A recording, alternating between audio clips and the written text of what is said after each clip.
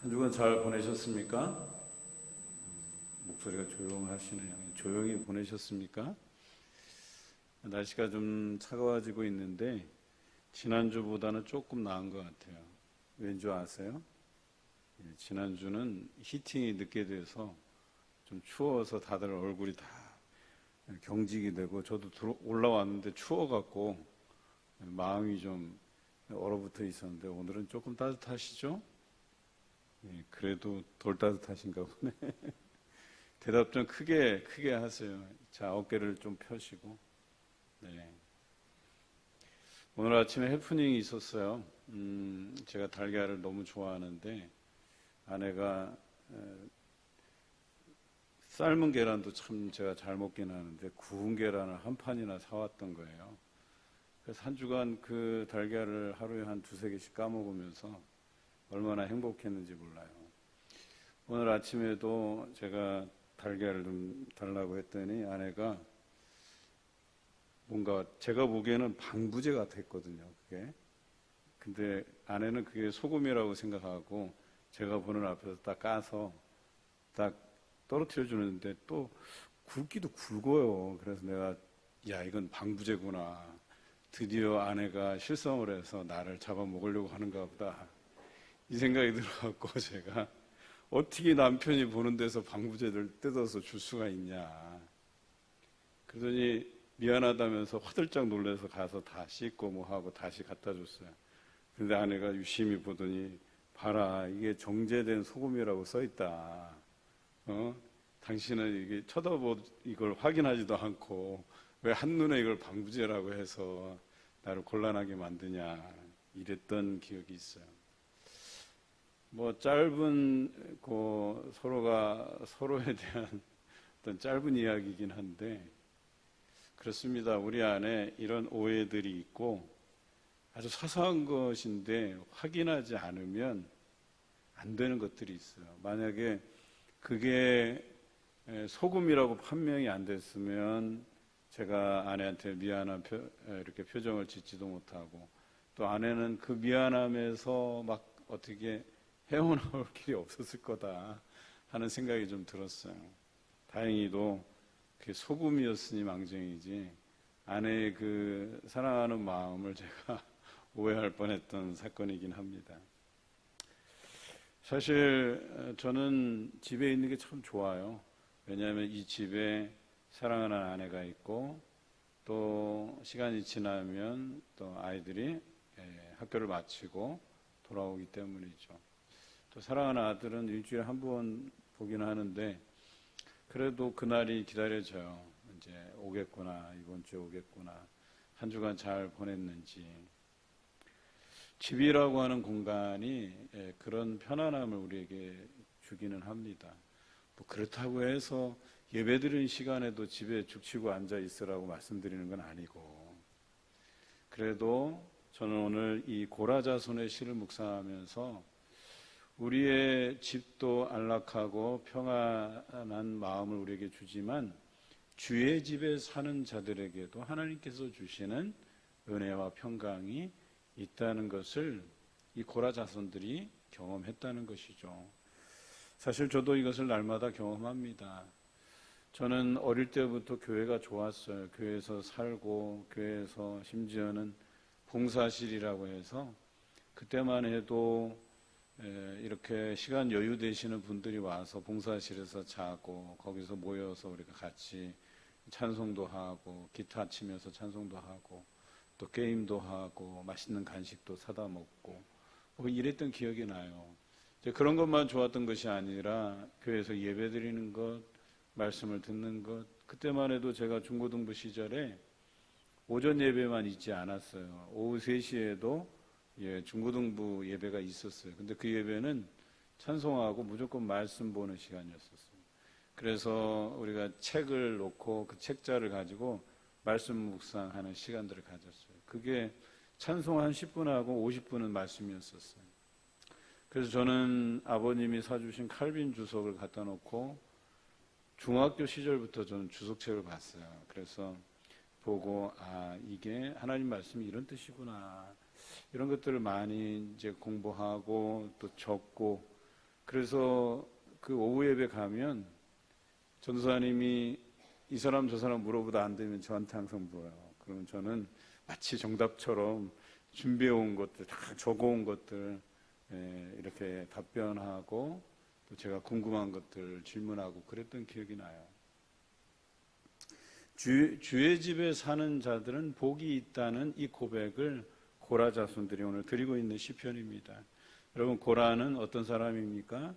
레위의 세 아들 중에 고앗의 손자입니다. 그런데 이 고라는 굉장히 아픈 사연이 있는 사람이죠. 모세와 아론에게 반기를 들었다가 그 반역의 죄로 인해서 하나님께서 벌을 내리신 사람이에요.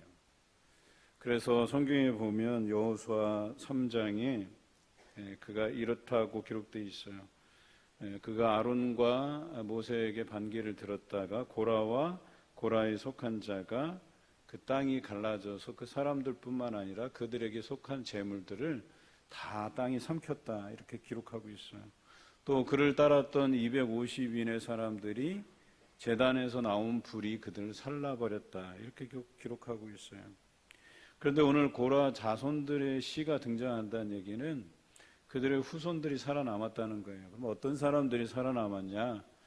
아버지의 뜻을 따르기에는 너무나도 어렵거나 아니면 아버지의 그 뜻은 하나님께서 원하시는 길이 아니다 생각해서 아버지에게 이렇게 동의하지 않았던, 아버지의 길을 따르지 않았던 그 아들들이 살아남았다고 보여집니다. 한때 그 조상의 큰 잘못으로 인해서 큰 화를 당했지만 그것이 그 후대에게 교훈이 됐을 것은 분명합니다. 그래서 그 이후에 고라 자손들은 성전의 문지기 혹은 성전에서 요리하는 자 또는 군인 혹은 성전에서 노래하는 자들로 봉사한 기록이 성경 여러 곳에 나옵니다. 이들에게 하나님은 어떤 존재였는지에 대해서 오늘 시편 3절이 잘 드러내고 있는데요. 나의 왕, 나의 하나님, 만군의 여호와여 라고 고백하고 있어요. 그동안은 그들의 조상에게 그런 큰 아픔이 있었음에도 불구하고 그것을 교훈 삼아서 그 후손들이 살아가는 삶의 방향은 오직 하나님만이 나의 왕이고 나의 하나님이시다라고 고백하면서 살았던 것이죠.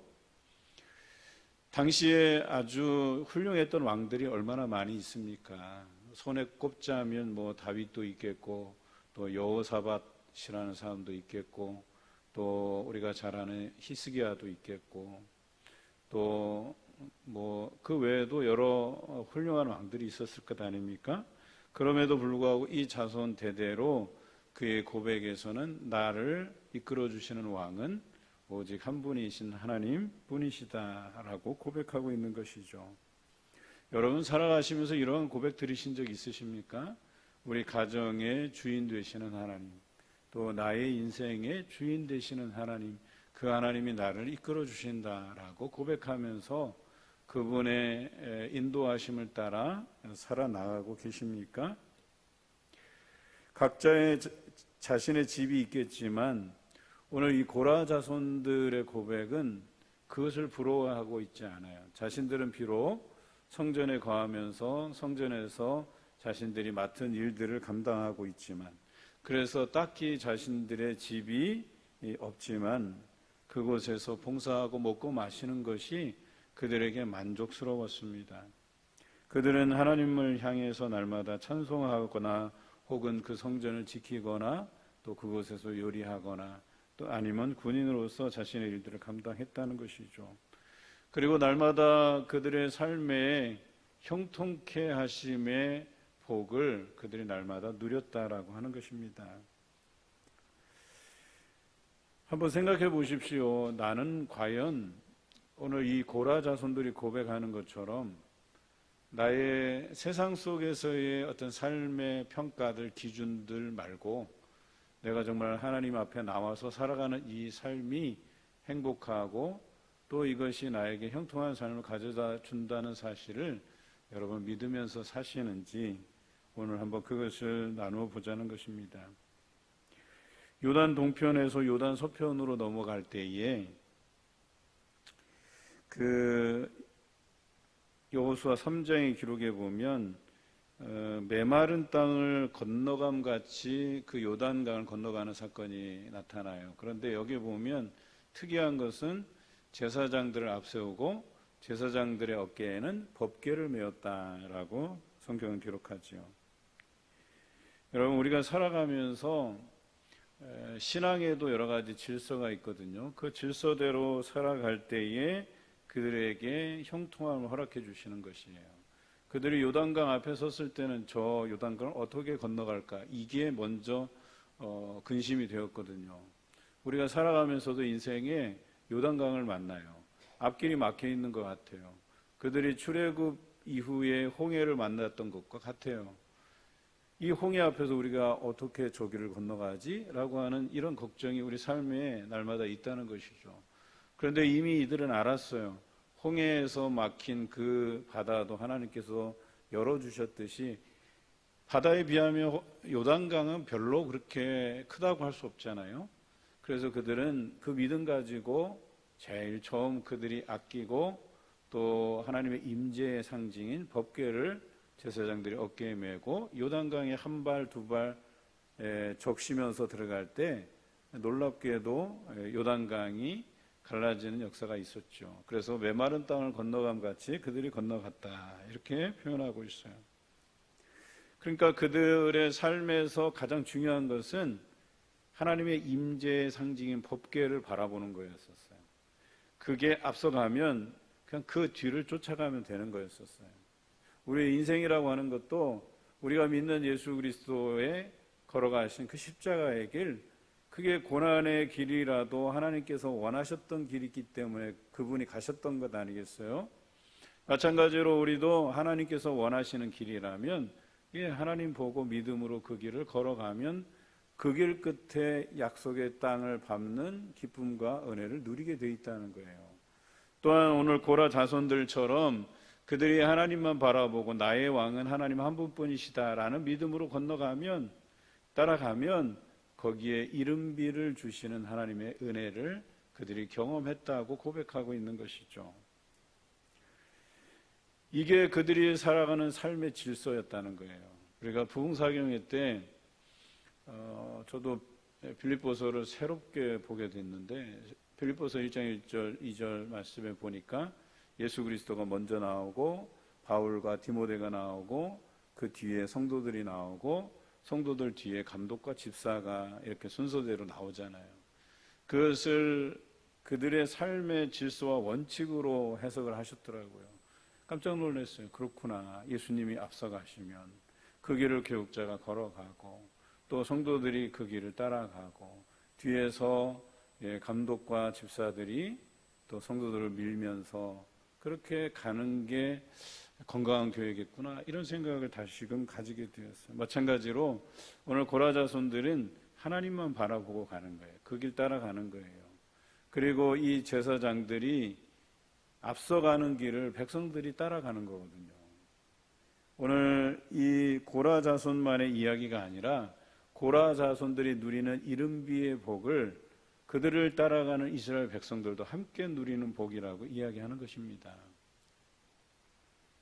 저는 살아가면서 지금에서야 고백드리지만 그때 당시만 해도 제가 어려웠다 힘들었다 하는 그 모든 순간들이 그냥 하나님의 인도하심이었다는 이 한마디로 고백해낼 수 있을 것 같아요. 그러니까 그때는 어려웠던 것 같아요. 그런데 그것도 하나님께서 거쳐가게 하시는 인생의 과정이었구나 하는 고백을 드려요. 그런데 그런 순간순간들 제가 겪고 있는 어려움 속에서도 제가 놓지 않았던 게 그 하나님 한 분이에요. 예수 그리스도께서 가신 그 길. 예수님께서도 하나님께서 원하셨던 그 길을 가셨기에 제가 예수 그리스도를 내 마음의 중심에 모시고 걸어가면 그 길이 곧 하나님을 향한 길이겠구나 하고 가는 거거든요. 그곳에 우리 형통함이 있다라고 하는 것이죠. 여러분 안에도 그런 믿음이 있어야 돼요. 그런데 그런 믿음으로 가기에는 우리에게 여러 가지 고려해야 될 것들을 자꾸 생각하게 만들어요. 사단은 그런 것들을 자꾸 우리에게 주입하죠. 야, 이것도 해야 되고 저것도 해야 되고 이 생각 저 생각 이 방법 저 방법 온갖 잡다한 사람들이 생각할 만한 그런 것들을 다 생각나게 해서 따라가기보다는 주저하는 삶이 더 많아요. 어떤 사람들은 그래요. 말씀만으로 해결되겠냐라는 거예요. 말씀이면 다 되죠. 말씀이 없어서 탈이죠, 사실은. 말씀을 너무 몰라서 탈이고 없어서 탈이죠. 우리는 말씀을 아무리 강조해도 우리 삶에서 그냥 말씀으로 점철된 모든 것들을 말씀으로 점철된 것으로 뒤덮어도 상관없어요. 그것이 하나님을 바라보면서 가는 삶이라면 거기에 형통함이 있고 거기에 이른 비의 복이 있고 이른 비를 주시는 이가 늦은 비도 주시는 법이거든요. 그런데 우리로 하여금 온갖 잡다한 것들을 보게 한다는 거죠. 베드로도 그 물 위를 걸어오라고 하셨는데 그게 길이라고 말씀하셔서 뛰어내렸는데 길이었어요. 근데 어느 순간 이건 길이 아닌데 라고 의심에 빠져들기 시작하면서 그게 길이 아닌 게 돼버렸어요. 그래 물속으로 빠져들어가는 베드로를 예수님께서 건지시잖아요. 그게 길이라 하면 길이 되는 거거든요. 홍해가 가로막혀 있어도 여기가 너희의 갈 길이라고 하면 거기에 길이 나는 거거든요. 요단강이 앞을 막아도 거기가 하나님께서 예비해 주신 길이라면 하나님을 바라보고 법궤를 바라보고 건너가면 길이 되는 법이거든요. 그게 형통이라고 얘기하는 거예요. 그런데 우리 눈에는 불가능해 보여요. 이렇게 하면 안 될 것 같아요. 그런데 하나님이 원하시는 길. 여러분, 교육자가 자기 맘대로 뭐 이것저것 하고 그냥 자기가 좋은 것만 하고 그런 줄 아세요? 그렇지 않아요. 하나님께서 교육자들을 세우신 데에는 다 그 뜻이 있어요. 12사도를 세울 때에도 그들의 각각의 임무가 다 달랐어요. 또 가룟 유다가 죽고 나서 또 하나님께서 세우신 사도 바울의 길도 달랐어요. 그들은 이방인들을 향한 그 복음의 여정들을 1차, 2차, 3차에 걸쳐서 행하지 않았어요. 다 길이 달라요. 그런데 마치 우리는 정형화되고 이것이 올바른 정답이라고 생각되는 길이 있나 봐요. 그래서 그 길로만 가야 된다고 생각하나 봐요. 그렇지 않다는 거예요. 오늘날 교회의 성장과 부흥을 보면 정말 다양하게 성장한다는 것을 알 수 있게 돼요. 제가 미국에 가 있을 때도 제가 종류별로 여러 교회를 탐방했어요. 그냥 유명한 교회만 간 게 아니에요. 그러니까 우리 교회가 영향을 받았던 그 교회들을 차근차근 훑어봤어요. 하나는 흑인 중심의 아주 스피리추얼한 교회. 그래서 찬양이 중심이 되고 거기에 영적인 해석을 가미한 말씀이 있고, 또 백인 중심의 교회에서는 우리와 같이 이 수요 예배처럼 말씀의 해석을 가지고 논하는 그런 예배들이 있었고, 또 다른 데 가보니까 우리 한국교회 시골교회처럼 그 교회 나가면 그 앞마당이 다 묘지화되어 있고 성도들의 묘예요. 그리고 그 안에서 진행되는 예배와 프로그램들이 한국교회와 뭐 별반 다르지 않더라고요. 또 한 교회는 사회적 교회, 사회 참여적 교회였었어요. 그 교회를 설립한 사람이 인권에 대해서 관심이 많았던 분이고, 그 교회의 구성원들은 뭐 상원 의원도 있고 하원 의원도 있고, 그래서 그들이 그 인권에 관련된 여러 가지 사역들에 직접 참여하고 법률을 만드는 일에 힘쓰는 사람들이었어요. 그런데 놀라운 것은 그 교회도 성장하고 있다는 사실이에요. 그런 거에 관심 가지고 사회 문제에 그리스도인으로서 어떠한 일을 할 것인가를 그 교회에서도 많이 이렇게 모여서 관심 쓰고 있더라고요. 그래도 저는 다니는 교회마다 그래도 성장하는 교회 모델을 주로 다녔어요. 보니까 그렇게 다양할 수가 없었어요. 이것이 정답이라 할 수 없겠더라고요. 이렇게 해도 성장하고 저렇게 해도 성장하고.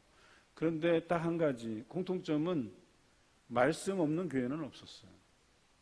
다 말씀이 주를 이루지 말씀이 저 곁다리 어디에서 그냥 이렇게 버려져 있지 않았어요. 그들에게 말씀이 그들의 삶의 활력소가 되고 말씀으로 살아가는 교회, 말씀 없이 지내는 삶은 그들에게 없었어요. 마약에서 찌들었던 사람이 말씀을 듣고 나서 회심하고 하나님을 위해서 열심히 봉사하는 사람도 보았어요.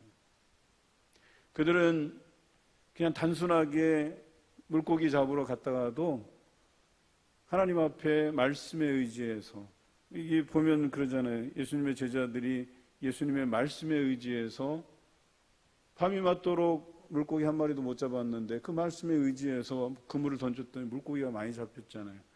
그것을 기억하는 한 소년이 하나님 저 큰 물고기 잡게 해주세요. 가서 정말 큰 물고기를 잡았어요. 그런데 그 자리에서 하나님을 노래하고 하나님께 자기에게 응답해 주신 그 하나님을 찬송하더라는 거예요. 제가 영상을 보면서 참 느낀 게 많았어요. 우리는 그런 사소한 일에조차도 이게 하나님께서 내게 베풀어 주신 은혜인가를 의심할 때가 많아요. 이건 그냥 내 노력으로 된 건데, 이건 누구나 다 이렇게 살면 누구나 다 누리는 것들인데 그렇지 않다는 거예요.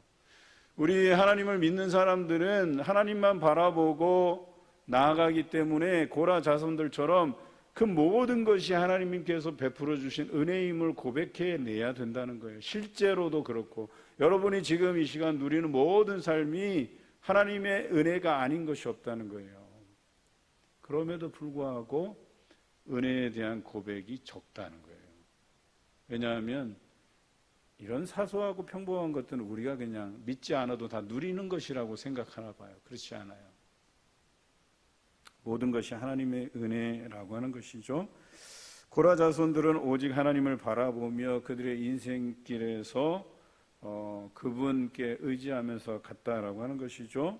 그래서 그들의 고백은 그런 자신들에게 하나님께서 이른비를 채워주셨다. 이른비는 적은 양의 비, 우리나라의 봄비 같은.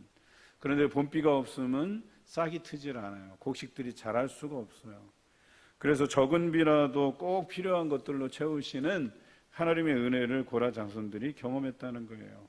그런데 마찬가지로 이런 이른 비를 주시는 이가 늦은 비도 주시는 법이에요. 늦은 비는 장마비까지 그 곡식들을 충분히 자라게 할 수 있는 넉넉한 비예요. 여러분, 우리가 살아가면서 우리가 아무리 어렵다 해도 하나님께서 여러분에게 꼭 필요한 것은 베풀어 주셔요. 그게 이른 비의 복이에요. 정말 이것 없이 내가 살 수 있을까 할 정도로 지극히 작은 것 하나라도 여러분들에게는 큰 도움이 되는 이른 비를 주세요. 그런데 지금은 우리가 많은 비를 가지지 못했지만 이른 비를 주시는 이가 늦은 비도 주시는 법이에요. 많은 것으로 채워주시는 그 하나님을 믿고 따라야 된다라고 하는 것이죠. 레위인들의 삶은 역사의 굴곡에 따라서 달라져요. 어떤 때는 하나님을 경시하고 멸시했던 시대는 레위인들도 똑같이 취급받았어요. 그래서 성전에서 봉사하는 자들을 위해서 11조를 내야 돼요. 그래서 그 11조로 인해서 그 사람들이 살아가는 것인데 11조도 내지 않아요. 그래서 그들의 삶은 더 피폐해져 가고, 그래서 할 수 없이 성전에서 또 성전을 찾는 이들이 적어지자 또 거기에서 많은 봉사자들, 다윗 시대만 해도 1000명이 넘는 그런 수천의 찬양대가 있었던 걸 기억하시잖아요. 그런데 그런 사람들이 뿔뿔이 흩어져서 먹을 것이 없어서 어느 한 집안의 개인 제사장 역할을 하기도 했던 때가 있었어요. 그런데 어떻습니까? 그들이 그런 중에서도 이른 비를 주시는 것에 대해서 감사하며 살았던 사람들이었었어요. 결국 그들에게는 하나님께 힘을 얻고 하나님 앞에 더 나아갈 용기를 얻게 되고 하나님 앞에 각각 나타나게 되었다는 고백을 드리게 되었어요. 그들이 그 어려운 상황을 참고 견뎠기 때문에 결과적으로 어때요? 그들이 하나님 앞에 의롭게 서게 됐다라는 고백을 드릴 수 있었던 것이죠. 하나님이 그들을 의롭게 여기셨다라고 하는 것이죠. 그 고라 자손들의 고백의 후반부에는 이렇습니다. 내가 한낮 성전의 문지기로 있더라도 그곳에서의 한날을 보내는 것이 아무리 화려하고 잘 사는 악인의 장막에 첫날을 거하는 것보다 훨씬 좋다고 고백하고 있어요. 그런데 이 삶의 고민이 우리한테 날마다 시험으로 다가와요. 야, 너 지금 이거 예배 드리는 거 이거 네가 조금만 좀 소홀하게 여기고 네 삶에 더 집중해봐. 그러면 지금보다 더 나은 1000배는 더 좋고 나은 삶을 살 수 있을 거야 라고 하는 이 유혹이 우리한테 늘 다가온다는 거예요. 우리는 이것을 이겨야 되는데 이기지 못할 때가 많아요. 여러분 지금도 그러는지 모르겠는데 토요일 수당이 달라요. 주일 수당은 더 달라요. 그렇죠? 그래서 제가 알기로는 뭐 100%, 보너스가 100%, 150%, 주말에는 뭐 200% 이렇게 가요. 그래서 막 욕심내서 토요일도 근무하고 막 주일도 근무하고 그렇게 해서 자기 수당을 막 높여가요. 저도 두산기계라고 하는 그 거대 기업의 그 외주로 발주를 받아서 그 일하는 업체에 들어가서 일해 본 적이 있어요. 몇 개월 동안. 힘들더라고요. 그리고 계산을 해보니까 토요일 날 근무를 하고 또 토요일 날 또 연장 근무가 있어요. 연장 근무하고 또 심야까지 작업하면 또 뭐 몇 퍼센트, 뭐 50% 이상 또 껑충 뛰어요. 주일 날 나가면 이제 2배로 뛰고 막. 그런 임금 구조를 보니까 야, 이 외주로 일하는 사람들이 그 두산기계 정식 직원들 월급을 따라가려니까 토요일 날 밤늦게까지 일하고 주일도 출근해서 일하면 연봉이 그 월급이 비슷비슷해지겠더라고요. 그러니까 그 사람들은 그 정식 직원들과 동일하게 살아가기 위해서 막 토요일 늦게까지 일하고 막 주일도 일하고 그런 모습을 보니까 너무 회의감이 몰려오는 거예요. 물론 저는 뭐 경험도 짧고 그래서 저는 딱 정해진 시간만 하고 저는 퇴근해 오지만 그 사람들은 이제 가족이 있고 책임져야 될 부양 가족들이 있다 보니까 그렇게 아둥바둥 살아가시는 것 같아요. 물론 돈을 많이 얻을 수는 있겠죠. 그런데 과연 그것이 하나님만 바라보는 삶이라고 할 수 있을까? 그런데 이런 고민이 그 사람들에게만 있는 게 아니라니까요. 우리한테도 있다니까요. 전에 한번 소개했었잖아요. 저희 형님네 가족도 치킨집 운영하는데 주일 장사할 거냐 말 거냐. 이거부터 고민이 되는 거예요. 그런데 하나님께 맡기고 하나님만 바라보고 가는 거예요. 그게 우리의 믿음이죠. 그런데 그 길에 하나님께서 형통함을 주시고 이른비를 주시고 늦은비도 주시는 법이에요. 그런데 이 원칙을 잘 알지 못하면 내가 분명히 속된 말로 쎄 빠지게 일하는데 그래서 나한테 돌아오는 게 정녕 그것이 얼마나 가치가 있을까 여러분 한번 생각해 보셔야 될 필요가 있을 것 같아요. 그렇게 열심히 하다가 또 몸이 아파서 약값 나가고 병원비 나가고 그런 고백들 많이 하시잖아요. 그 돌아보니까 일을 안 하는 거나 일을 하는 거나 매 한 가지다 이런 고백들 많이 하시잖아요. 그런 고백이 왜 나오겠어요? 여러분 성경에는 형통케 되는 길에 대해서 명확히 제시해 주고 있어요. 말씀으로 하나님을 바라보는 삶이에요. 그분께서 걸어가신 그 길을 우리가 따라가는 것뿐이에요. 우리가 그 고백 안에서 살아가야 된다라고 하는 것이죠. 그래서 이래요. 비록 우리가 누리는 삶이 세상적인 기준으로 악인의 장막에 거하는 게 훨씬 화려하고 훨씬 배부르고 훨씬 따숩고 좋지요. 그런데 하나님의 성전에서 그 한날을 보내는 것이 내게 더 기쁨이고 내게 더 즐거움이고 그것이 내 인생의 가치가 있다고 하면 여러분 그것을 붙드세요. 그것이 우리가 잡을 수 있는 행복이라는 거예요. 이것을 한번 맛보면 악인의 장막에서 첫날을 거하는 것보다 주의 성전에서 하루를 보내는 그 시간을 더 귀하게 여길 수 있다고 고라 자손들은 이야기합니다. 덧붙여서 하나님께서 자신들의 해가 되시고 방패가 되신대요. 자신들의 앞길을 비춰주시고 또 자신의 보호자가 되어주신다고 이야기해요. 그리고 자신들에게 은혜와 영화를 주신다고 오늘 시편에서 노래하고 있어요. 그리고 그들이 이렇게 고백하죠. 하나님 앞에 정직하게 행하면 틀림없이 좋은 것을 아낌없이 주시리라고 그들은 고백해내고 있어요. 좋은 것을 아낌없이 주신대요. 여러분 문자적으로 그냥 뭐 우리 듣기 좋으라고 한 말이 아니에요. 저는 실제로 그런 삶을 살아왔어요, 지금까지. 저의 일생을 여기 두고 보면 빚지지 않을 수 없는 인생이에요. 제가 누렸던 것들을 다 꺼집어내서 세상적인 기준으로 계산해 보잖아요. 그럼 우리가 빚더미 있어야 돼, 지금도. 이해하십니까? 그런데 하나님께서 형통케 하시고 그 앞길을 지도해 주시니까 순간순간 어려웠던 시간들은 참 많이 있지만 그래도 지금 와서 생각해 보니까 다 하나님의 은혜였다고 고백하고, 그렇다고 해서 제가 속된 말로 찌질하게 인생을 살아오지 않았어요. 하나님께서 누리게 하시는 것도 다 누려가면서 지금까지 지내왔어요. 또 혹시 일부는 그렇게 오해하실 수도 있을 것 같아요. 그러면 제가 뭐 좋은 배경에서 자라난 가정이냐? 그렇지 않아요. 너무나도 가난한 집안에서 자랐어요, 저도. 그러면 우리 아버님, 어머님은 뭐 빚에 찌들려 살아와서 그 빚을 우리가 떠안았냐? 그렇지도 않아요.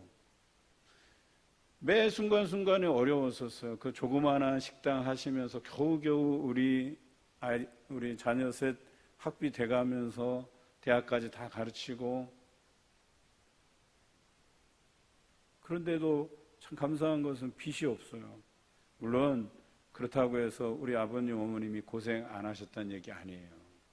고생하셨어요. 일본에 건너가셔서 불법 체류하해 가시면서 막노동판에서, 그때는 환율이 한 5대1 정도 됐으니까 거기에서 한 50만 원, 60만 원 보내면 여기서 한 4배, 5배는 되니까 그렇게 저희들 키우시느라고 고생하신 건 맞아요. 그럼에도 불구하고 우리가 살아가면서 주의 은혜가 아니라고 생각한 적은 한 번도 없어요. 오늘 고라자손의 그 고백을 보면서 정말 나도 이와 같은 고백을 드려야 되겠구나 하는 생각을 해요. 주께 의지하는 자가 복이 있다라고 마지막 절에 고백하고 있어요. 우리 인생의 시작은 말씀과 기도와 찬양이어야 됩니다. 그것 없는 믿음은 없습니다. 말씀, 기도, 찬양만 강조한다고요? 여러분 당연한 것 아니겠어요? 말씀, 찬양, 기도 빼면 뭐가 있어요? 말씀 없이 성장한 그 있으면 한번 여러분 찾아보세요. 있는지. 말씀 없이 믿음 있는 성도가 될 수 있나요? 믿음이 들음에서 난다는데 그 들음은 곧 하나님의 말씀에서 라고 말씀하시는데, 여러분 그 말씀 없으면 어떻게 믿어요? 목사가 돼서 말씀 강조하는 건 당연한 것 아니겠어요? 제가 사랑의 교회 가서 깜짝 놀란 건 1500명의 순장들이 자신의 삶에서 날마다 읊고 암송하는 강령이 있어요. 7가지. 원래는 14가지인데 7가지만 외웠어요. 그런데 그 7가지 강령들이 다 말씀이에요. 말씀을 암송하는데 얼마나 잘 외우는지 몰라요. 오히려 목사님이 더 버벅거리시더라고요. 앞에서 같이 암송을 하시는데 목사님은 버벅거려도 1500명 순장들이 막 일제히 한 목소리로 말씀을 암송해내는데 어떤 생각이 든 줄 아세요? 저들의 삶에서 말씀이 다구나, 이 생각이 딱 들었어요. 그것을 날마다 자신의 삶의 강령으로 알고 14가지를 외우면서 살아가는 거예요. 우리에게 보여준 건 7가지지만 14가지 강령들을 외워가면서 그 말씀이 자신들을 사로잡게 만들게 하기 위해서, 그 말씀으로 그들이 살아가기 위해서 날마다 암송하는 거예요. 그런데 우리는 금주에 암송구절하고 분명히 나가는데 여러분 얼마나 암송하고 계세요? 이것이 여러분의 삶의 유익이 될 거라고 분명히 이야기하는데, 또 우리가 준비하고 있는 어와나 사역도 말씀 암송 사역이거든요. 아이들에게 각인이 되게 그 말씀을 암송하게 만들 거거든요. 내년에 우리가 리바이블, 말씀이 회복되는 교회, 이게 주제예요. 이제 말씀이 회복되지 않으면 여러분 희망이 없어요, 교회는. 우리가 나가서 말씀 한 구절 암송하는 말씀, 태초에 하나님이 천지를 창조하시는 이거 말고요. 이거 누구나 다 외우는 거 아니에요. 불신자들도 외워요. 이거는. 그거 외웠다고 내가 말씀 한 구절 안다고 자랑하지 마시고, 200구절, 300구절이라도 우리가 말씀을 암송하면서 그래야 우리가 다가올 그 종말에 대해서 그 환난의 시기에 말씀이라도 외워가면서 기억하면서 그걸 부여잡고 견딜 거 아니에요. 오늘 고라 자손들은 그런 하나님만 바라보고 말씀을 부여잡고 우리 하나님이 곧 나의 왕이시고 나의 하나님이시다 고백하면서 살잖아요. 우리도 그렇게 살아야 되는 것 아니겠어요? 주의 집에 사는 자들은 그런 사람들이에요. 우리가 작년에 기도 학부모 교실, 올해 기도 학부모 이야기 교실, 내년에는 기도 학부모 성경 교실이에요. 그래서 교재를 가지고 우리가 우리 아이들을 어떻게 성경 이 한 권을 가르칠 것인가를 집중적으로 배우게 될 거예요. 그러면 집에서 우리 아이들이 이 성경 66권을 A4 2장 반에 꿰어서 다 암송하는 그런 가정들로 만들려고 해요. 교회 곳곳에 이 성경 66권을 한 번에 꿰 수 있는 스토리를 곳곳에 붙여놓고 성도들이 이 교회 올 때마다 그것을 암송하고 외는 그런 우리 봉산교를 만들려고 해요. 여러분, 올해까지는 이제 느긋하게 온 거예요, 사실. 내년부터 여러분 각오하셔야 돼요. 이제 말씀 없이는 안 된다 하는 그 생각 가지고 달달달 외우셔야 돼요. 이제 말씀으로 우리를 일으켜 세워가야 되는 거예요. 고라 자손들처럼 하나님 앞에 예배와 말씀과 기도와 찬양이 그들의 삶의 전부이냐, 우리의 삶에도 그것이 전부인 것을 기억하시고 살아가시길 주님의 이름으로 기원합니다.